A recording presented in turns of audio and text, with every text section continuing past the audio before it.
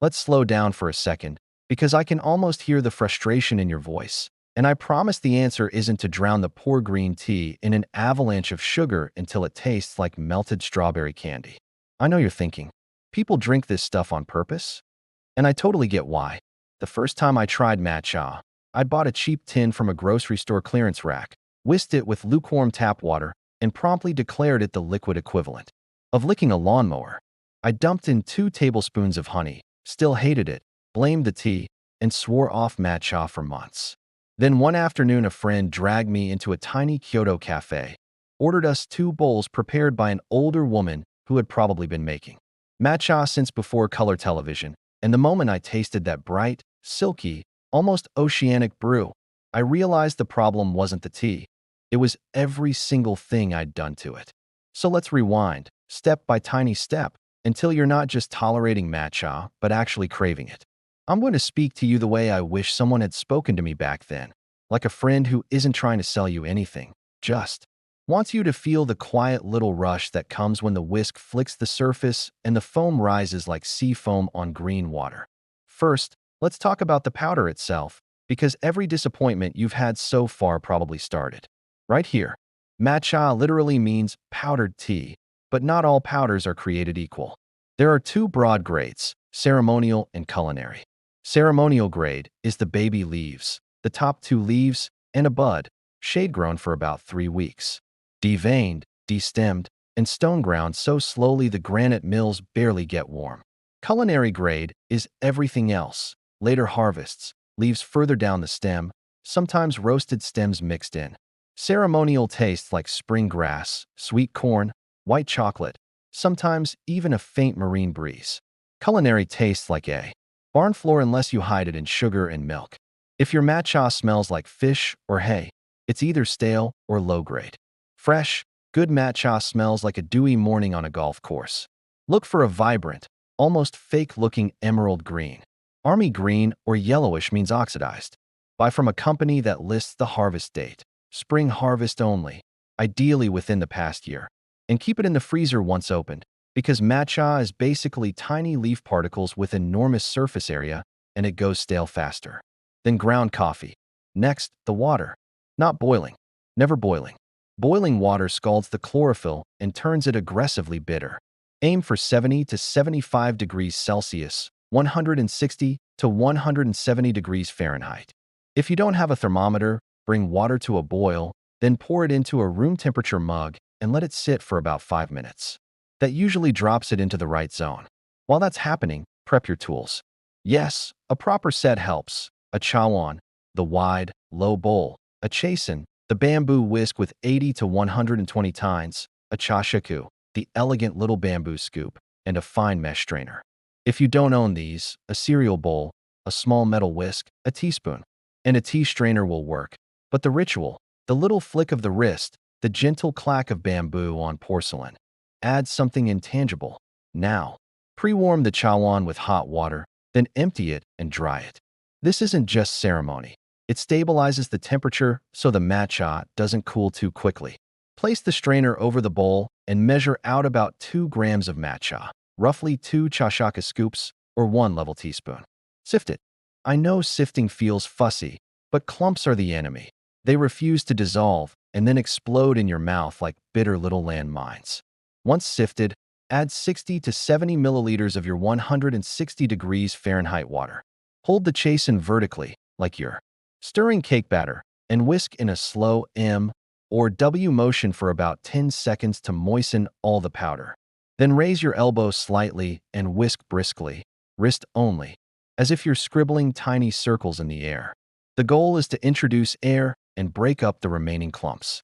After about 15 seconds, you'll see micro bubbles forming. Keep going until the surface looks like the crema on espresso, glossy, jade-colored foam with tiny, uniform bubbles. If your arm isn't tired, you're not whisking hard enough. When you're done, lift the whisk slowly. The foam should cling to the tines for a heartbeat before sliding off. Taste it straight. Really taste it. There should be zero astringency, just a layered umami sweetness that lingers on the sides of your tongue. If it's still bitter, the water was too hot or the powder too old. If it's flat, you need better powder. If it's perfect, You'll feel a calm clarity settle in like a cat curling up on your lap. That's the L-theanine talking, an amino acid that promotes alpha brain waves, meditative alertness without the coffee jitters. But maybe you're not ready for straight matcha yet. Or maybe you want to play. Let's make a proper latte knot. The sugar bomb from the mall kiosk. You'll need 150 milliliters of milk. Oat milk foams beautifully, and its natural sweetness complements matcha, but whole dairy or almond work too. Steam or heat it to 140 to 150 degrees Fahrenheit. Hotter than that, and the proteins break down and taste scorched. Whisk your matcha first, exactly as above, but use only 30 milliliters of water so it's concentrated, like espresso. Pour the milk slowly, holding the spout high at first so it pierces the foam, then lower it so the remaining microfoam glides across the surface. If you have a milk frother, add a thin layer of airy foam on top. Taste. If you want sweetness, add a teaspoon of maple syrup or honey, but try it unsweetened first. Good milk already contains natural sugars, and you might be surprised how little extra you need. For the strawberry twist you mentioned, don't reach for neon syrup. Hull and dice 2 ripe strawberries. Macerate them with half a teaspoon of sugar for 10 minutes. Then muddle gently. Strain out the pulp, and you'll have a vivid, naturally sweet puree. Whisk 1 teaspoon into your concentrated matcha shot before adding milk. The berry's bright acidity dances with the tea's umami in a way that feels like spring in a glass. If you want it iced, shake the matcha concentrate and strawberry puree in a cocktail shaker with ice, then strain into a tall glass and top with cold milk. The shaker aerates the mixture, giving you a microfoam layer even without steamed milk. Let's go further, because matcha is a canvas. For a mint version, bruise 2 fresh mint leaves between your fingers, drop them into the bottom of the chawan, then whisk the matcha on top. Remove the leaves before drinking. The menthol cools the palate and makes the sweetness pop. For a citrus spark, whisk a pinch of yuzu or calamansi zest into the powder.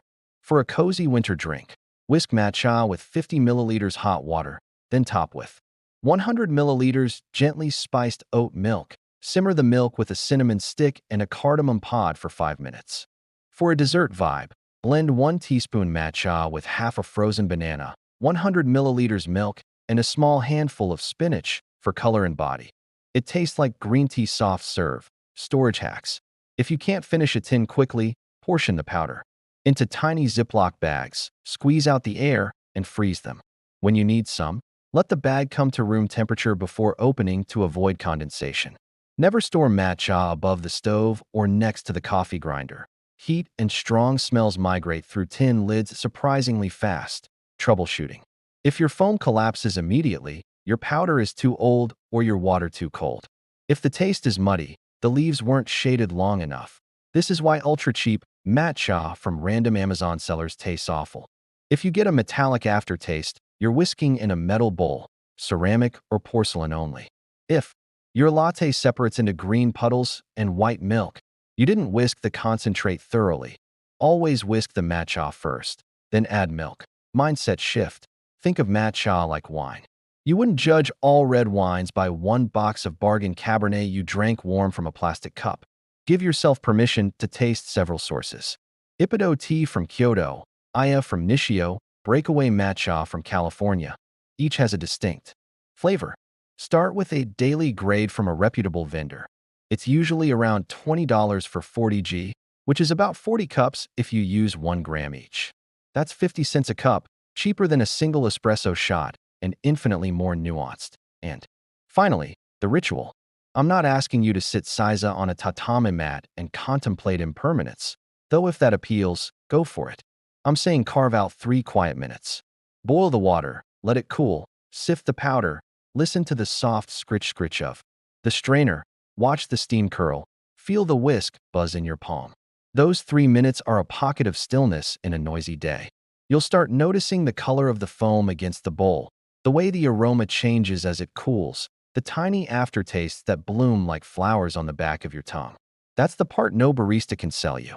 It's yours, and once you taste it, the idea of dumping strawberry syrup on top feels like spray painting a sunrise. You'll still love strawberries, just maybe in a separate bowl, eaten slowly, while you cradle your chawan and breathe.